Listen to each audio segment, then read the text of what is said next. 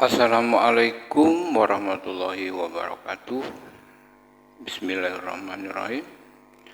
Sahabat, teman, Lamunan HT Islamic Channel yang setia tentunya. Mudah-mudahan senantiasa kita dalam lindungan Allah Subhanahu wa taala. Amin ya rabbal alamin. Sahabat dan teman-teman, mudah-mudahan hal yang saat ini terus ramai tentang nasab Ba'alawi yang semakin membuat geram para ulama Indonesia setelah mereka banyak mengetahui tentang kebohongan, doktrin sesat yang dilakukan dan diucapkan oleh para Habib Ba'alawi. Sahabat, sebetulnya permasalahan ini sudah mudah untuk penyelesaiannya. Sebab apa? Sebab ya sudah banyak yang menerangkan. Secara genetik sudah diterangkan bahwa nasab Ba'alawi ini mustahil keturunan Nabi. Kemudian secara nasab, secara riwayat atau secara sejarah tidak terkonfirmasi. Kemudian juga menurut ilmu filologi itu tidak ada cerita tentang Ba'alawi. Jadi sudah jelas. Sebetulnya tinggal satu cara, tes DNA. Kenapa mereka tidak mau melakukan tes DNA? Mungkin takut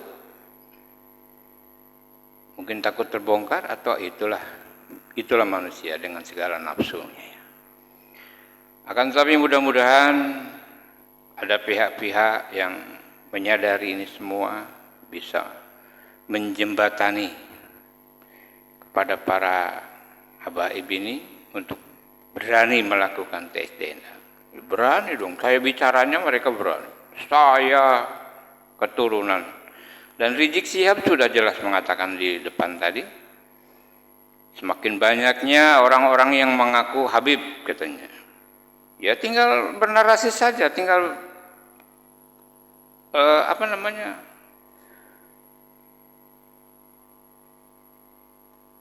menjelaskan yang sebenarnya, yaitu dengan cara dengan cara sejarah nasab, kemudian keterangan nasab mungkin saja ya. Tinggal satunya yaitu dengan cara tes DNA. Kenapa? Rizik sendiri takut untuk melakukan hal itu. Rizik sendiri takut, dan Bahar Smith yang sudah berkoar-koar dalam tubuh saya mengalir darah suci kakek saya, itu mengaku cucunya Nabi. Emang anaknya siapa dia? Bapaknya aja Smith kok ya. Itu kan udah pembodohan yang jelas-jelas. Pembodohan, penipuan, ngaku-ngaku aja, nggak ada bukti ya. Ngomong sono lu sama jembatan. Oke, sahabat dan teman-teman Lamunan HT Islamic Channel di mana saja berada, di sini juga dipaparkan oleh Kiai Haji Imaduddin Usman Al-Bantani dalam sebuah seminar yang dilaksanakan, yang membuka atau ngaguarkeun cerita-cerita tentang Ba'alawi ini, doktrin-doktrin tentang Ba'alawi, bagaimana mereka merendahkan ulama-ulama Indonesia. Untuk jelasnya kita ikuti saja cuplikan dari seminar Kiai Haji Imaduddin yang menerangkan dan menjelaskan tentang nasab Ba'alawi. Yuk kita ikuti. perbincangannya. Ini sekarang yang ngaku-ngaku Habib, ngaku-ngaku keturunan Rasulullah luar biasa banyak. Karena di dalam tubuh kami mengalir darah suci kakek kami Rasulullah. Tapi saya minta mereka verifikasi, buktikan nasabnya itu benar.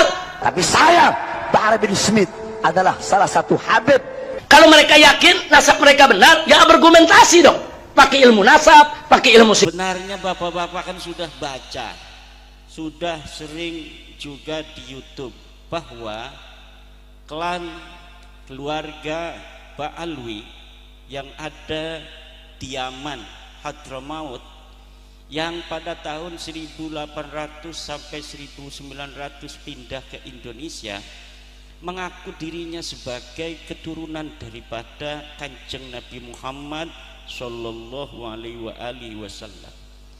Dari mulai mereka datang mengaku, ini tidak ada interupsi dari kiai-kiai Indonesia, dihusnudzoni saja bahwa mereka ngaku turunan Nabi. Yo monggo kita husnudzon saja mereka turunan Nabi. Tapi ketika akhir-akhirnya ada hal-hal yang aneh dari keluarga mereka, di mana ada sebuah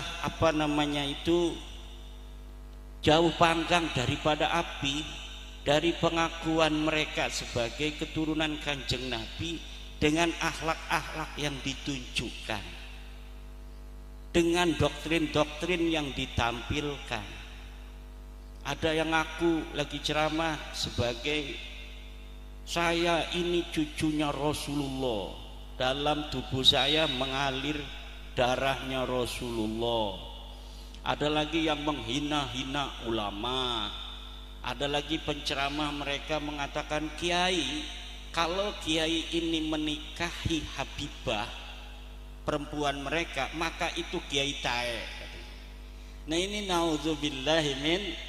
Ada lagi yang ngomong kalau umpamanya, ini pengasuh pesantren Ba'alwi ini yang ngomong, kalau kiai sudah pintar, santri sudah pintar, sudah pintar ngaji, jangan sampai merasa dirinya ini sama dengan kabaib.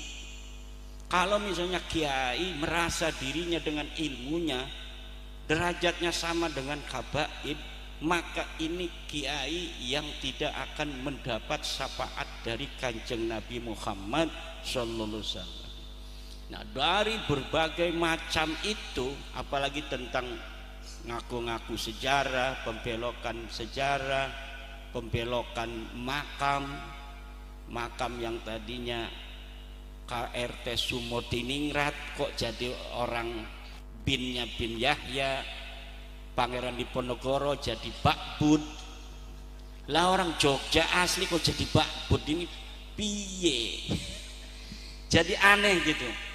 Kemudian katanya NU didirikan oleh Hasim bin Yahya, padahal dalam sejarah kita yang saksi hidupnya masih ada videonya Mbah As'ad Samsul Arifin.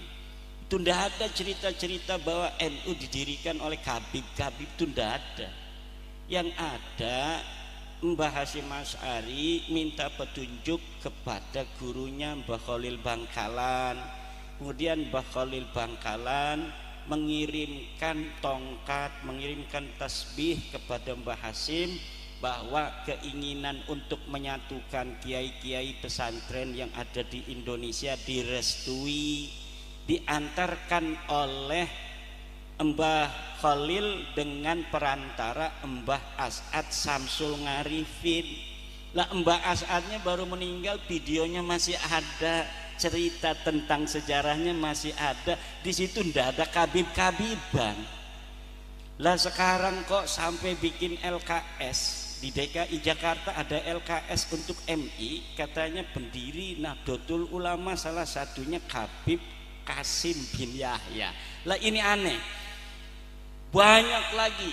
Ini tadinya video ini akan kita bisa tahu bagaimana pandangan mereka sih sebenarnya, sikap mereka terhadap Nahdlatul Ulama, sikap-sikap mereka yang tidak diketahui oleh orang-orang tua kita di pondok-pondok pesantren, karena orang tua kita jarang lihat YouTube, orang tua kita jarang juga kan diundang oleh masyarakat ngadiri acara maulidan, karena orang tua kita sibuk ngajarin santri, jadi jarang mendengarkan kabib-kabib ceramah di luar. Kalau misalnya diundang ke pondoknya ya pasti ceramahnya yang normatif. Tapi kalau kita lihat di YouTube itu ada yang ngomong kakinya kiai, kakinya kabib, sendalnya kabib itu lebih mulia daripada kepalanya kiai yang pakai sorban. Inilah bapak-bapak yang membuat saya itu jadi kok kayaknya bukan cucu Nabi dah yang begini, nggak bakal cucu Nabi begini. Ada lagi mereka yang menghina Mbah Hasyim luar biasa, seperti tadi ada dari ketua PWI bilang ada golongan mereka menghina Mbah Hasyim itu luar biasa, menghina NU ini luar biasa. Tapi orang-orang tua kita banyak yang nggak ngerti. Kenapa orang tua kita jarang kayak kita? Orang tua kita itu jarang lihat HP, lihat megangnya tasbih. Hebatan orang tua kita, jadi aman otaknya. Kalau kita liatin YouTube jadi kita tahu orang-orang jahat. Kalau orang-orang tua kita itu lihatnya Al-Quran, habis ngaji Quran di rumah, kemudian ngaji di majlis. Habis ngaji di majlis megangnya tasbih, Allah, Allah, Allah, Allah. Nggak megang-megang HP. Paling megang HP juga nggak ada YouTube-nya, nggak ada WhatsApp-nya, yang bisa ngebel aja. Betul nggak?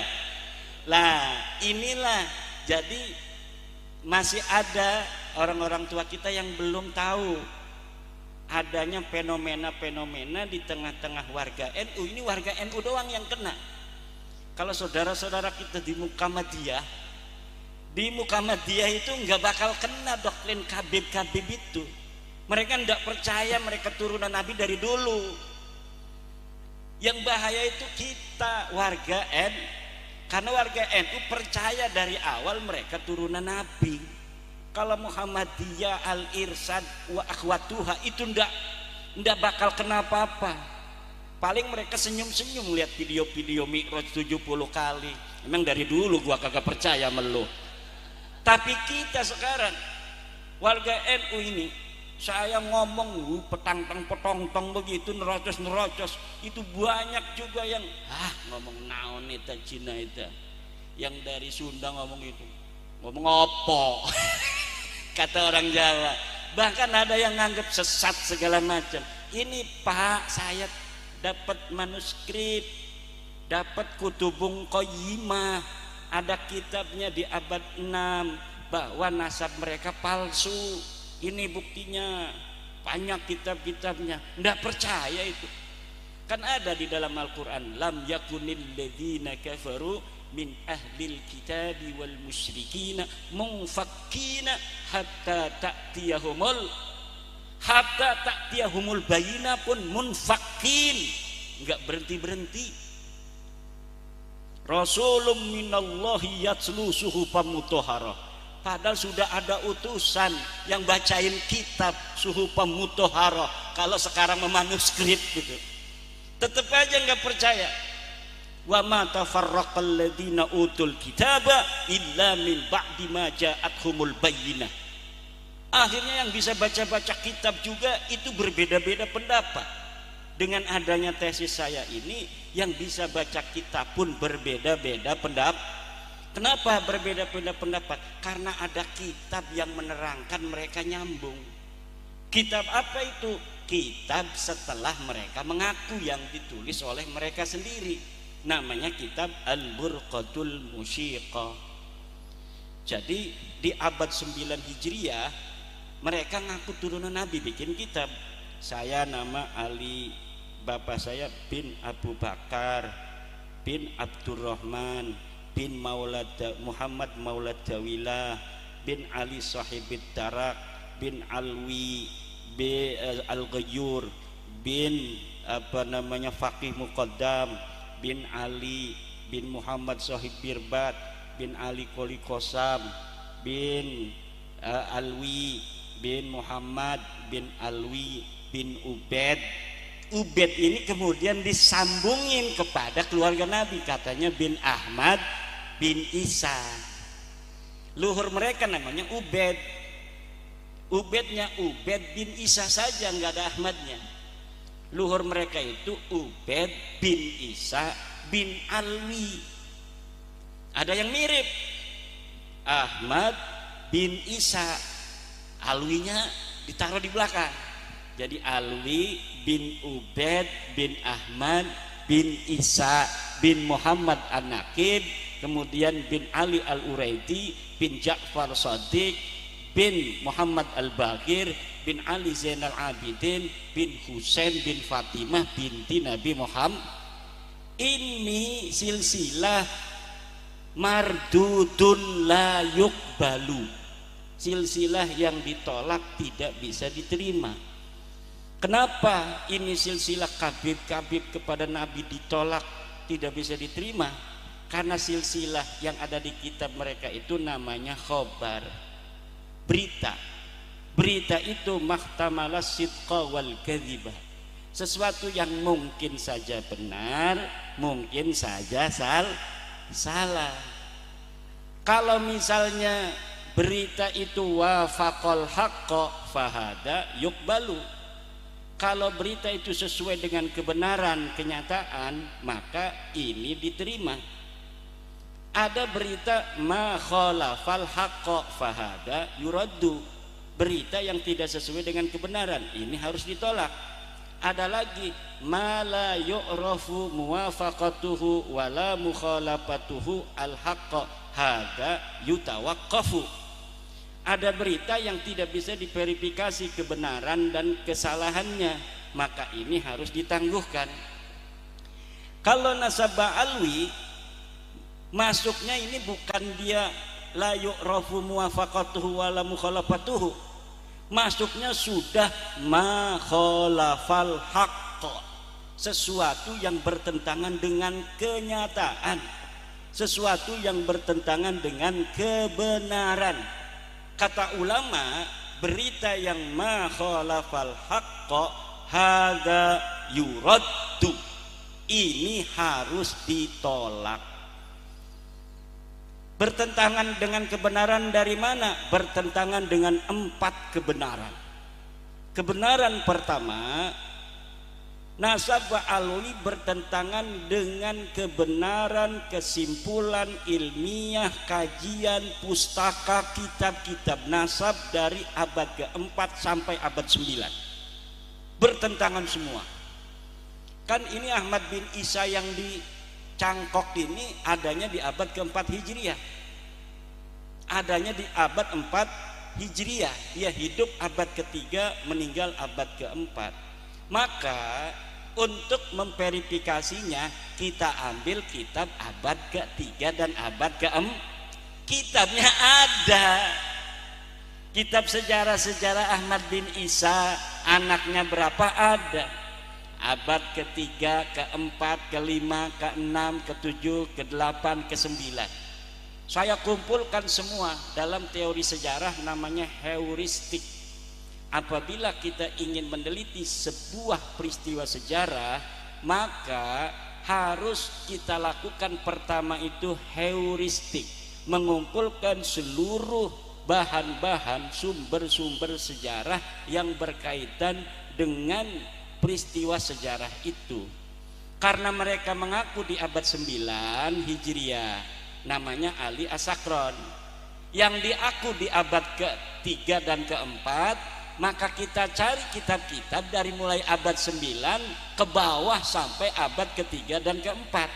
Saya menemukan kitabnya, ada dalam kitab nasab Siri Silsilatul Alawiyah, kemudian kitab Tahdhibul Ansab, kemudian kitab Al-Majdi, kemudian kitab Muntaqilatut Talibiyah, kemudian kitab Asy-Syajarah Al-Mubarakah, kemudian kitab Al-Asili, kemudian kitab As-Sabatul Musan, kemudian kitab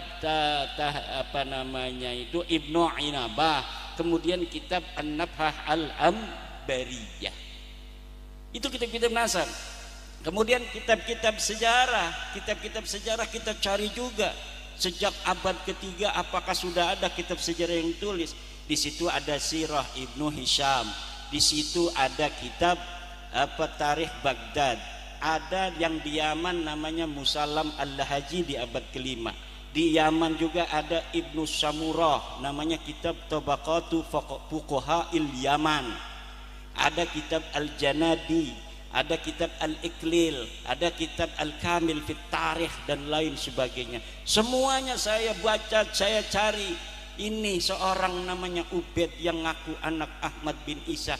Apa bener dia anaknya Ahmad bin Isa? Boro-boro menemukan dia anaknya Ahmad bin Isa, uang-uangnya bae laka. Uang yang orono. Sosoknya ini ndak ada. Bagaimana bisa menemukan kesimpulan sosoknya tidak ada? Karena dia mengaku adanya di Yaman pada abad keempat. Kalau ngakunya di Yaman abad keempat, abad keempat kelimanya sudah ada kitab yang menerangkan tentang fuqaha Yaman, namanya Ibnu Samurah Al-Ja'di. Kata kitab Ba'lawi, ini Ubaid ini imaman mujtahidan, ulama besar yang jadi mujtahid. Lah kalau misalnya mujtahid masuk dong dalam kitab Tabaqat Fuqaha'il Yaman. Silakan cari bapak-bapak di internet. Truk Tabaqat Fuqaha'il Yaman abad kelima Ibnu Samurah Al-Jadi. Nggak ada itu sosok Ubaid itu. Kemudian katanya dia punya cucu namanya Muhammad Shahib Mirbat. Pada abad ke-7 meninggalnya. Kita cari tuh di Mirbat itu ada ulama-ulama besar yang bareng dengan beliau. Namanya Muhammad Ali Al-Qal'i. Sama-sama meninggalnya di abad itu. Kita ambil kitab sejarah yang menerangkan Mirbat. Kita dapat kitab Al-Iklil yang menerangkan ulama-ulama di Mirbat. Kita dapat kitab As-Suluk fi Tabaqatil Ulama'i wal Muluk yang nerangin ulama-ulama di Mirbat. Yang lain disebutin, Muhammad Shahib Mirbat ini tidak disebutin. Katanya dia gurunya guru, ulama di Mirbat semua muridnya dia. Tapi kenapa murid-muridnya ada, dianya kagak ada? Karena memang itu hanya nulis-nulis saja. Kayak sekarang ini gurunya ini mendirikan NU, ini menjadi penentu tanggal kemerdekaan Indonesia. Peristiwanya nggak begitu. Pak Anhar Gonggong mengenai bagaimana Soekarno benar malam-malam itu ke rumah Habib sebelum membacakan proklamasi, ya nggak ada. Bagaimana dia ada di rumah Habib, orang dianya habis dari Rengas Dengklok kemudian langsung persiapan membacakan teks proklamasi sampai jam 6, sampai dia nggak puasa karena sakit. Ada beritanya, sejarahnya ditulis, dia sampai pagi nggak bisa tidur, salah lagi, dibuang lagi, salah lagi, ditemenin oleh orang banyak. Dan tidak ada peristiwa dia ke rumah Habib minta doa, minta restu untuk membacakan teks proklamasi.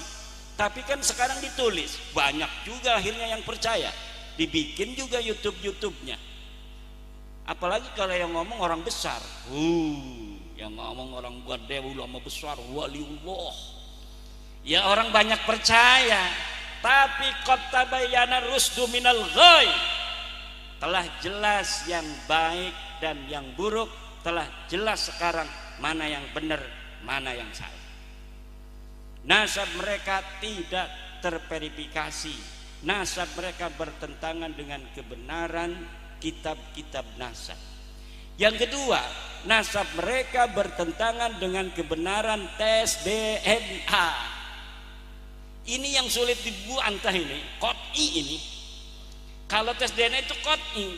Kalau kita datang ke dokter, Pak dokter, darah saya periksa, golongan darah saya apa? Ada yang O, ada yang A, ada yang B, ya kan? ada yang AB. Itu ya karena mesin yang ngitung. Kita sampelnya diambil, taruh di mesin, seret. Oh ini golongan darah. Oh begitu juga tentang tes DNA. Diambil sampelnya, bisa dari rambut, bisa dari darah, bisa dari ludah. Nah ludah ini sekarang ada dengan cara ludah, tidak menyakiti kan. Kalau ludah tinggal begini bisa disampel di mesin, kemudian kelihatan.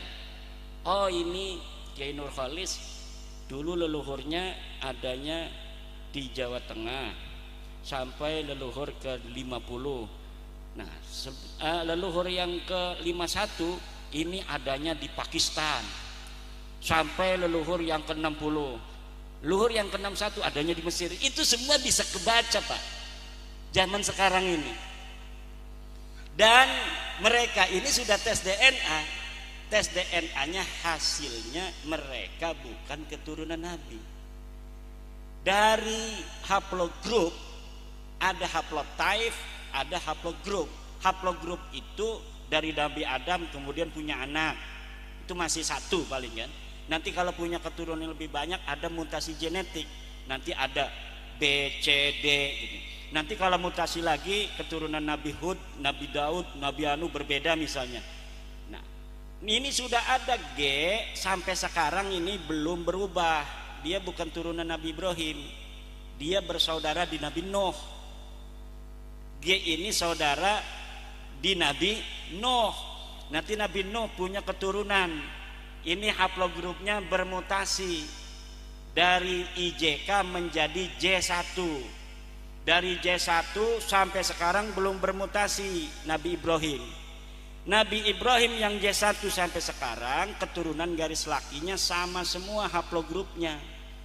Jadi kalau keturunan Nabi Ibrahim itu garis laki-laki, dari sekarang ini sampai Nabi Ibrahim itu DNA-nya semuanya sama dengan Nabi Ibrahim. J1 merek haplogrupnya.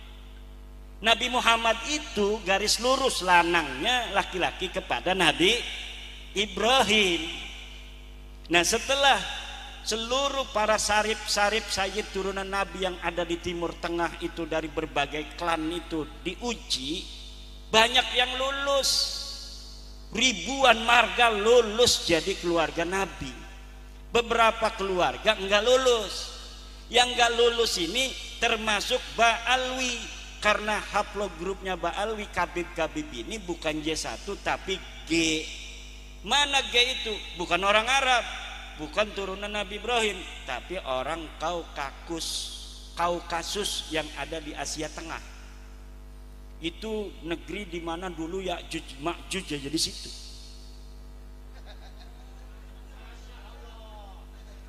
Nggak percaya ini Kiai Nurholis, masya Allahnya nggak percaya ini. Lihat di YouTube.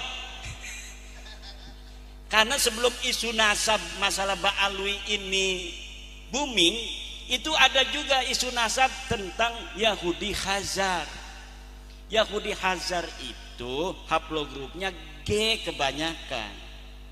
Itu sebelum booming masalah nasab Ba'alwi, itu dunia digegerkan oleh terbongkarnya nasab Yahudi Israel. Ternyata Yahudi Israel yang selama ini mengaku turunan Nabi Ibrahim, dengan ada tes DNA ini terbongkar bahwa Yahudi Israel bukan turunan Nabi Ibrahim tapi turunan Yahudi Khazar. Eta masalah nama sudah terbukti tahun 2010-an. Itu orang-orang Yahudi yang sekarang mengaku dia ada di Palestina ini sebagai keturunan Ibrahim. Saya kembali ke tanah Palestina karena Palestina ini adalah tanah kami, tanah leluhur kami, Nabi Ibrahim alaihissalam. Setelah dites DNA, itu orang-orang Israel, DNA-nya G. Karena dia keturunan Yahudi Khazar, turunan Yahudi yang bukan turunan Nabi Ibrahim. Asalnya dari kerajaan Kaukasia Khazaria yang sekarang itu Tajikistan, Turkmenistan, sekitaran itu Turki segala macam itu kebanyakan haplogrupnya G. Dihancurkan nanti karena jahat itu orang. Dia bukan orang situ, Dia orang nomaden. Yahudi Khazar itu dulu sebelum masuk Yahudi orang nomaden, Khazaria. Kemudian dia mencaplok daerah itu, daerah Kaukasus, kemudian dia dirikan kerajaan. Kemudian dia ketika Bizantium perang dengan Arab, dengan Islam, dia takut. Akhirnya dia masuk Yahudi. Kalau dia Kristen takut diserang Islam, kalau dia kalau dia Kristen takut diserang Islam, kalau dia Islam takut diserang Bizantium. Maka caranya yang aman dia masuk Yahudi Separdi. Kalau Yahudi asli itu adalah Yahudi Kan'aniyah, disebut sekarang Yahudi Mizrahi. Itu yang keturunan daripada Nabi Ibrahim dari Nabi Yakub alaihissalam. Nabi Yakub itu disebut Israel, anaknya 12. Kata mereka Yahudi Khazar, kami ini anak ke-13. Coba lihat di buku-buku sejarah, Yahudi keturunan 13. Itu dulu dipercaya aja husnudzon. Orang percaya bahwa Nabi Yakub punya anak ke-13 yang tidak diketahui.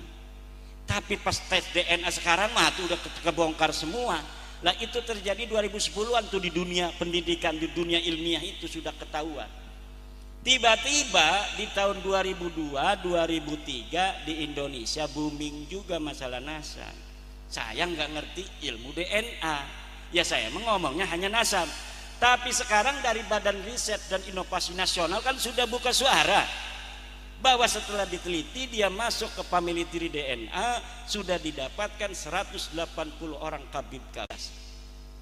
Mesin itu ya kak namanya mesin tes COVID itu banyak orang nggak percaya dulunya, sampai polisi diomong bohong, katanya polisi bohong.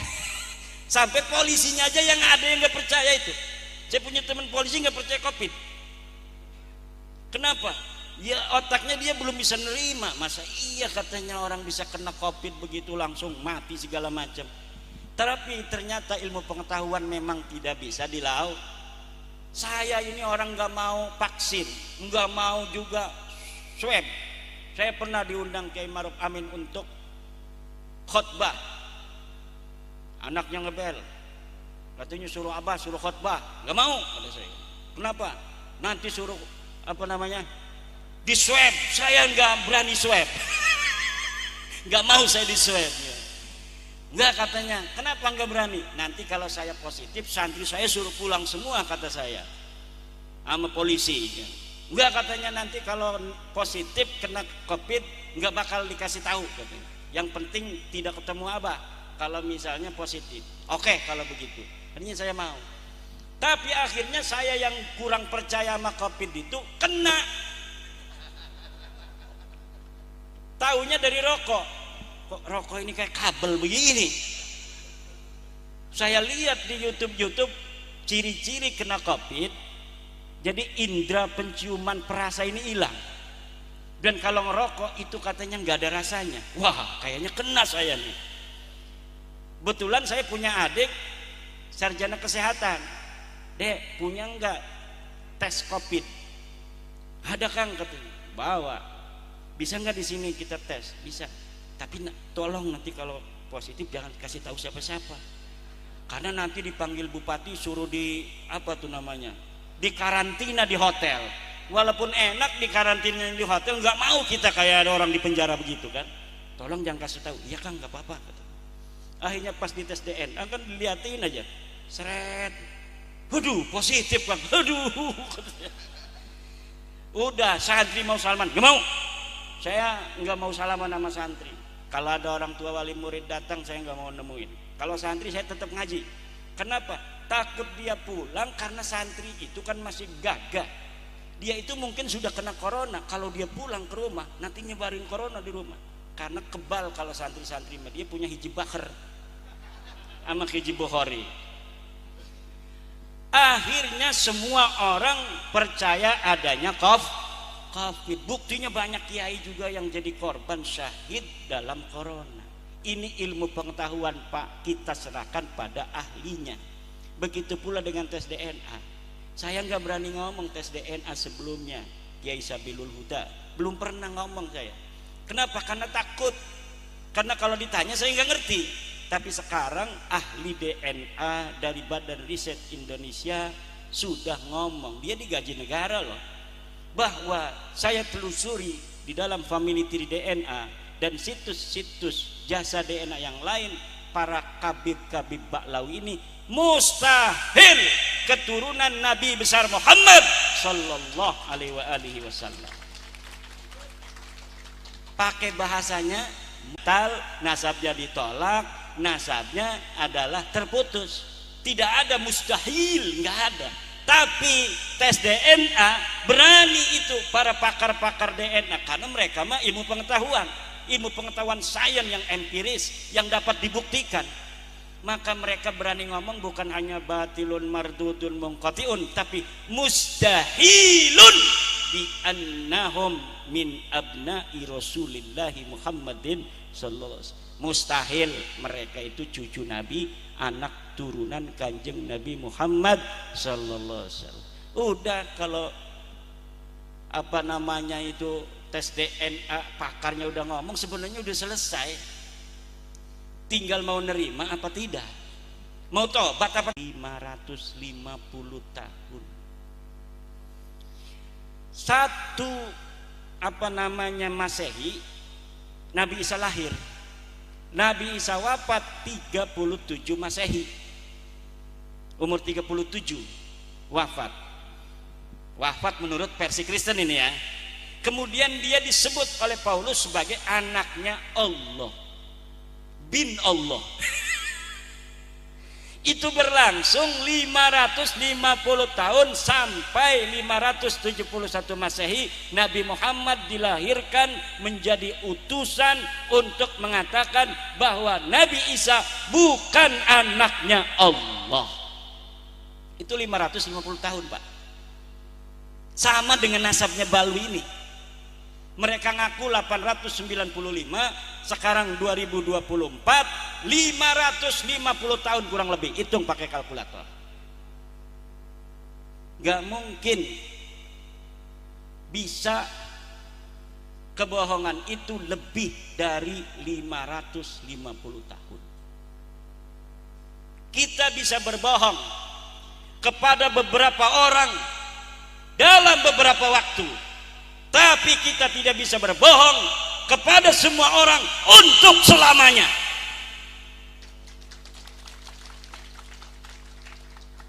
Tidak bisa. Pasti Allah bikin sebuah skenario agar kebohongan itu terbongkar. Pasti itu. Dan ini alhamdulillahnya kita ini, terutama saya sama orang Sragen, yang mau menerima. Yang tidak mau menerima ya enggak apa-apa. Orang Nabi Muhammad ngomong bahwa Nabi Isa itu bukan anak Allah, sampai sekarang masih banyak yang percaya kok. Betul enggak? Biasa-biasa aja, Pak. Jadi kalau sekarang ini jangan kita berharap semua orang kemudian akan berpindah pengetahuannya, keyakinannya seperti kita. Jangan, masing-masing aja. Lakum dinukum waliyadin, jangan waladolin. Ada lakum dinukum waladolin. Ini sholat nggak berhenti-berhenti. Amin lagi, amin lagi. Kata Yai Ma'ruf, lakum partai hukum walana partayuna. Lakum capres hukum walana capresuna. Kalau yang mau ngakui tetap ya silakan saja. Ustadz Idrus Romli, Ustadz Lutfi Basori, Ustadz Wapi, Ustadz Jenny, silakan aja terus saja. Kan ada konsekuensinya. Paling dikasih mindain duit buat maulidan. Ya enggak? Didawir paling juga.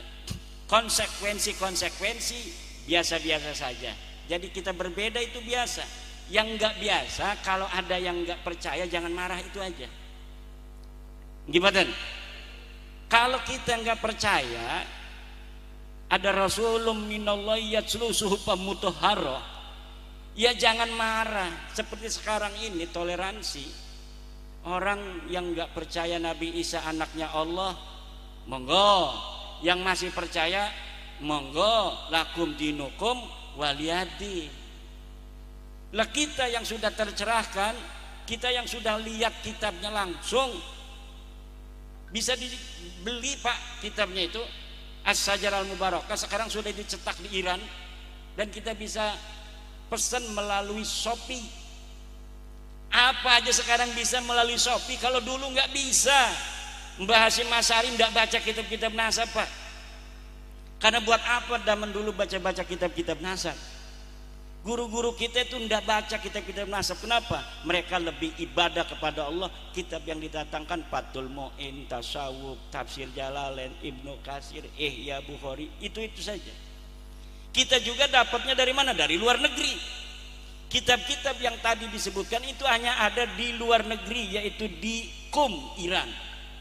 Yang mencetak orang Iran semuanya Syiah. Kata Ustaz Yusuf Romli, itu katanya kitabnya Syiah semua. Iya, keturunan Nabi dulu Syiah semua. Turunan Nabi dari Husain itu sampai abad ke-5 semuanya Syiah. Makanya aneh, ada Ubaid katanya dia orang madzhab Syafi'i di abad ke-5. Bohongnya ketahuan. Karena seluruh turunan Nabi dari jalur Husain semuanya adalah mereka jadi imam-imamnya, mereka jadi pemimpin-pemimpin Syiah. Bagaimana kita mengetahui kitab-kitab nasab kalau bukan mereka yang nulis? Yang nulis mereka orang-orang Syiah. Abad ke-6 baru dari Ahli Sunnah wal Jamaah, namanya Imam Fakhruddin Ar-Razi, mengarang. Itu walaupun dia ahli sunnah, tetapi dia adalah muhibbu ahlil bait, dia pecinta ahli baitnya Nabi. Makanya dia mencatat seluruh keturunan ahli baitnya Nabi. Itu mulai dari situ ada orang-orang ahli sunnah yang menulis nasab para keturunan Nabi. Tapi di abad ke-5 sampai abad ke-3 semua yang nulis orang Syiah. Tuh Syiah asli itu yang ada di Yaman, itu Syiah aslinya ada di Son'a.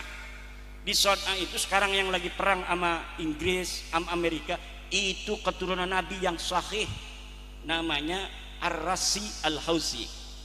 Jadi dulu pemimpin seluruh orang Yaman namanya Ar-Rasi, Qasim Ar-Rasi. Dia penguasa di Yaman, turunan Nabi dari jalur Husain. Kemudian berketurunan sampai sekarang. Ya kalau ada perang di depan. Itu orang-orang Hausi sekarang yang menguasai Yaman, kalau perang di depan. Kalau Ba'alawi nggak ada di dalam ceritanya itu. Dia perang, seluruh perang di Yaman nggak ada beritanya dia ikut perang. Tapi setelah perang nanti nulis. Ini keluarga Al-Qatiri perang dengan keluarga Al-Kuwaiti, yang menjadi penengahnya, pendamainya adalah Al-Habib Anu bin Anu. Begitu nulisnya. Padahal tidak ada yang begitu-begitu. Itu bisa dibuktikan di dalam kitab-kitab sejarah Yaman. Nah kalau orang Jawa sekarang aja kita gak perang, betul nggak? Dulu kita tukang perang Pak, leluhur-leluhur kita, apalagi orang Solo Raya. Waduh, perang melulu, dikit-dikit perang, pengen ganti bupati perang. Itu siapa? Joko Tingkir sama Aryo Penangsang perang. Suto Wijoyo itu perang, segala macam itu perang-perang melulu. Makanya kita ini alhamdulillah sekarang negaranya Indonesia. Jangan sampai Indonesia ini bubar. Karena dengan Indonesia ini kita aman tentrem. Sampai kita bisa bikin pondok dengan aman tentrem ini karena aman. Kalau dulu kita baru kita bikin pondok aman 5 tahun ya kan, kemudian datang panggilan jihad. Wih, katanya ada provokator datang. Ini katanya Aryo Penangsang telah membunuh Pangeran Anu. Kita ini berarti jahat, kita harus hancurkan. Ikut lagi tuh orang Seragen. Ini Kiai Riyad ini kalau adanya di zaman Suto Wijoyo segala macam, ini nggak bisa bangun ini karena orangnya ketahuan, pengen gerak aja, pengen perang, pengen berjuang. Ini yang datang semua orang yang pengen berjuang semua, apalagi Banser sama Laskar Sabilillah. Orang lagi aman aja tadi ngomongnya tuh nyanyinya, kami siap mati. Kenapa orang lagi aman begini kok ada polisi, ada tentara? Betul enggak? Karena apa? Gen kita gen perang. Dari zaman Ken Arok kita perang melulu. Dan otaknya perangnya pakai taktik Ken Arok itu kan luar biasa. Jadi kita taktik Ken Aroknya ada, Joko Tingkirnya ada, yang wali-walinya kayak Syekh Sunan Gunung Jati yang ahli syariat ada, yang tukang bacok orang Sunan Kudus ada, yang ahli tata pertanian Sunan Ampel ada, macam-macam ini keturunan daripada orang Jawa ini, orang Nusantara. Ini harus dijaga warisan-warisan oleh siapa? Oleh kita. Hal-hal yang baik dari leluhur kita, yaitu agama yang rahmatan lil alamin, sehingga orang Jawa ini merasa semuanya agama Islam ini sesuai dengan budaya Nusantara, budaya Jawa. Hal-hal yang tidak baiknya, apa yang tidak baik? Politik. Politik itu di zaman kerajaan tidak baik. Kenapa? Saudara dengan saudara, kalau bapaknya mati, ini dia bersaing ingin jadi raja. Ini nyari pendukung, yang ini nyari pendukung, akhirnya perang saudara. Itu yang tidak baik dari leluhur kita. Dan sekarang ada jawabannya. Apa jawabannya? Negara Kesatuan Republik Indonesia. Kita jaga Indonesia yang Pancasila ini, yang semua warga bagi negara Indonesia adalah sama. Tidak ada perbedaan manusia Indonesia dilihat dari keturunan siapa. Yang turunan Ken Arok misalnya tidak boleh jadi kiai, dia harusnya jadi tentara. Nggak ada begitu. Karena kiai-kiai walaupun sekarangnya soleh-soleh begitu, tukang tirakat aja, ada turunan Ken Aroknya juga. Kalau dia ngaku turunan Raden Patah, ya pasti ada turunan Ken Aroknya yang ngeliatin Ken Dedes. Betul nggak? Kalau turunan Raden Patah, Brawijaya, pasti ada turunan Ken Aroknya. Maka keturunan itu bagi bangsa Indonesia tidaklah penting. Kemanusiaan yang adil dan beradab itu artinya adalah semua manusia bagi negara Indonesia sama. Dia mempunyai hak dan kewajiban yang sama sebagai warga negara Indonesia. Kita sibuk-sibuk begini hanya ingin mengajak pada saudara-saudara kita Pak Alwi, ayo bareng-bareng begitu, mau nggak? Jangan ngomong-ngomong turunan lagi, turunan lu udah ketahuan bukan keturunan Nabi. Kita nggak percaya lagi. Kalau mau maksa, ya nanti akan terjadi hal-hal yang tidak diinginkan. Nggak usah perang, ngapain kita perang-perang? Jangan lagi ngehina-ngina bangsa Indonesia. Kan begitu kita ajak, mau nggak? Mau misalnya, alhamdulillah. Ayo mari sekarang kita bareng-bareng bangun Indonesia ini. Masih banyak kekayaan Indonesia loh. Yang ada di dalam bumi Indonesia ini, nikel, segala minyak bumi masih banyak yang belum dieksplorasi. Mungkin untuk 100 turunan kita ke depan ini masih bisa ngasih makan Indonesia ini. Tepuk tangan. Gimana ini? Tepuk tangan ragu-ragu begitu. Dia mikirnya mati dia. Aduh, 100 turunan saya masih hidup, nggak bakal turunan kita.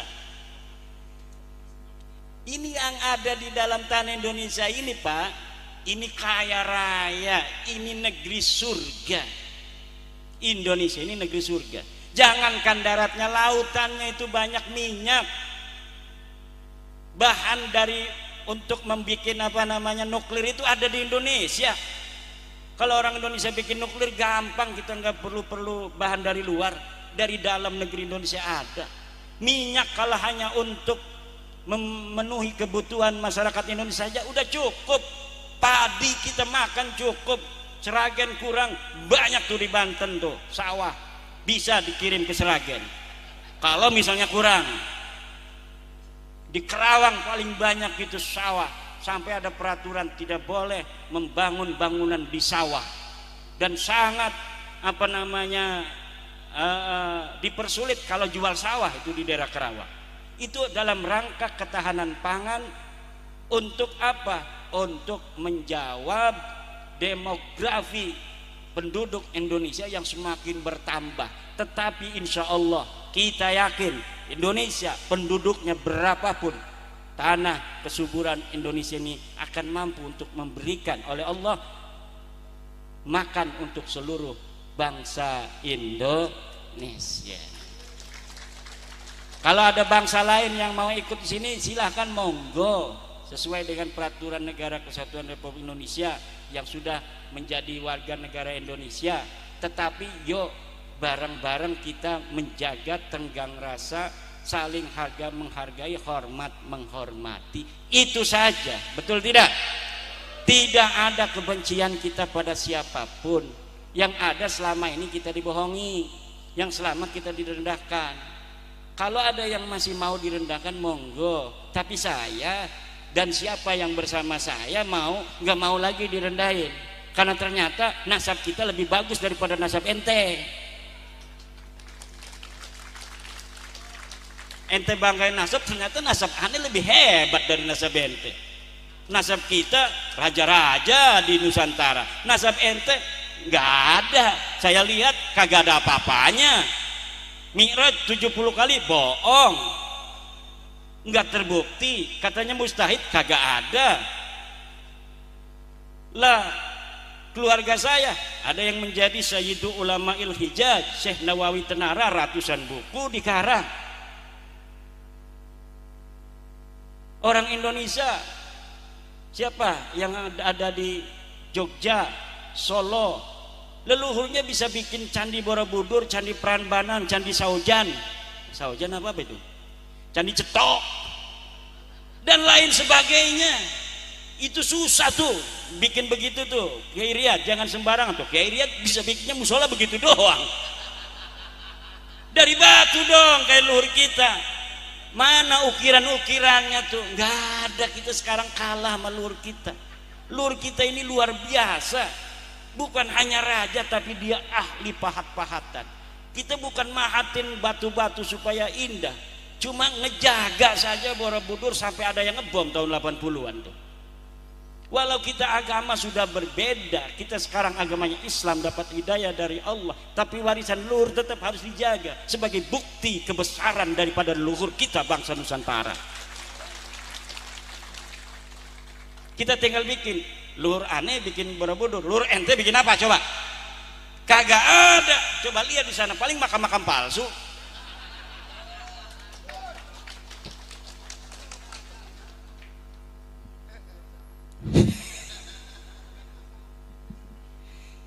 Bukan bikin sejarah, bikin masalah. Tapi sekarang alhamdulillah sudah banyak yang sadar. Sekarang makam Sunan Ampel itu yang dirubah-rubah secara secara cagar budaya. Sekarang mulai orang-orang Surabayanya ada respon. Nah kalau orang Banten yang ngerespon, ya walaupun masih ada ikatan keluarga dengan Sunan Ampel, kejauhan bos. Ongkosnya aja itu mahal bos di sana, apalagi pakai Dexlite. Iya aja kalau Avanza. Coba orang Surabaya sekarang mulai orang Surabaya. Ini katanya kenapa ada kabib-kabib dimakamin di sini? Dulu kagak ada. Ini foto tahun 80, ini foto tahun 60. Itu sudah mulai itu orang-orang Surabaya membikin teori bukti sejaman. Ini kan teori bukti sejaman memverifikasi sejarah. Kalaupun sejarah hari ini dirubah begitu rupa, tapi masih ada bukti sejaman bos. Ini foto tahun 60. Tidak ada ini makam Baklawi di sini. Kenapa sekarang ada? Palsu. Ini bisa ditanyakan. Kalau misalnya kita ikuti metodologi sejarah, makam Sunan Bonang di ring 1, Sunan Bonang di ring 1-nya diider-iderin oleh Balawi. Itu dari mana zaman Sunan Bonang udah ada Balawi? Kalau ini makam Sunan Bonang, pasti di sekitarnya itu orang yang dimakamkan pada saat yang sama atau setelah Sunan Bonang beberapa waktu. Dan itu abad 15 bos. Baklawi ke sini abad 18, 19. Kenapa sekarang ada makam di situ? Berarti apa tuh? Nah, dan rupanya Persatuan atau Perjuangan Wali Songo Indonesia Surabaya itu sudah melaporkan ke cagar budaya. Kita ini walaupun punya kekuatan, gayanya gaya negarawan. datangnya juga ke Dinas Cagar Budaya. Itulah akhlak wong Jawa. Walaupun punya kekuatan tapi tidak menunjukkan kekuatannya. Biarkan musuh memperlihatkan kekuatannya, tapi kita bisa mengukurnya. Kalau mereka macam-macam baru kita itu begitu. Ini sekarang udah terbukti banyak nih makam-makam yang bisa diselamatkan. Keluarga besar Keraton Jogja sudah berhasil menyelamatkan puluhan makam-makam yang sudah dirubah namanya, sekarang sudah dibongkar. Tapi mereka senyap akhlak wong Jawa dan gak usah disoting-soting, yang penting kita bongkar katanya. Sudah terjadi Pak, sudah dilakukan di Jogja, alhamdulillah. Ada Raja Cirebon yang jadi menantu Jogja, kemudian dia meninggalnya di Jogja, namanya Sultan Girilaya, sekarang jadi Qodi bin Yahya. Kok rubah ini leluhur kita namanya Sultan Girilaya, menantu daripada Sultan Mataram, kok sekarang jadi Qodi bin Yahya. Ini opo? Kenapa bisa begini? Akhirnya sekarang alhamdulillah sudah dirubah lagi. Alhamdulillah. Kalau tidak ada gerakan begini-begini kesadaran, semuanya akan berjalan 50 tahun lagi begini-begini saja, itu akan berubahlah sejarah kita, dan anak-anak kita akan mengkonsumsi sejarah yang palsu. Na'udzubillah. Dah, mungkin akan kita kembangkan nanti di dalam pertanyaan-pertanyaan, baik yang bertanya tentang nasab ataupun tentang sejarah-sejarah, monggo-monggo baik. Nanti kalau saya tidak bisa jawab, ada Kiai Nur Khalis, ada Kiai Riyad yang jawab, ada dari Gus Nuril PGN, Kiai Syafi'i. Ini kisah ini kayak Bak Lawi nih, jangan-jangan ini. Coba. Sementara wallahu wal muwaffiq ila aqwamit thoriq. Assalamualaikum warahmatullahi wabarakatuh. Ini bisa udah bisa belum? Belum ya? Baik sahabat dan teman-teman semuanya, baru saja kita ikuti tadi ya keterangan-keterangan penjabaran tesis yang disampaikan oleh Kiai Haji Imaduddin Al-Bantani. Mudah-mudahan dengan penjelasan-penjelasan tadi teman-teman bisa mengambil makna, teman-teman bisa lebih mengerti, lebih memahami, bahkan jadi pinter. Ya. Kan kita bangsa Indonesia bangsa yang cerdas. Masa sih kita tidak bisa menyimak makna, arti, kemana arahnya? Kita harus pinter dan kita harus bisa mengambil hikmah dari ini semua, dan kita jadikan ini semua sebagai tolak ukur perjuangan kita ke depan sebagai muslim untuk mempertahankan kesatuan dan persatuan ukhuwah Islamiyah ya. Itu mari kita jadi pandai, mari kita jadi pinter, dan mari kita isi pengetahuan dan pemikiran kita agar kita tidak diinjak-injak oleh bangsa atau orang luar yang mengaku-ngaku dirinya orang pribumi. Zaman gitunya. Jadi jangan sampai kita seperti itu. Kita adalah bangsa yang beradab, bangsa yang berkebudayaan, bangsa yang cerdas, dan bangsa yang maju. Yuk kita bersama mensikapi masalah ini agar kita tidak terkhianati. Terima kasih, semoga bermanfaat. Mohon maaf bila ada kesalahan dan kekurangan. Silakan di subscribe, di komen, dan di like. Dan apabila ada komentar-komentar yang perlu disampaikan, monggo matur nuwun, silakan disampaikan. Dan insya Allah saya akan mempelajari dan membalasnya nanti. Wabillahi taufiq wa hidayah. Wassalamualaikum warahmatullahi wabarakatuh.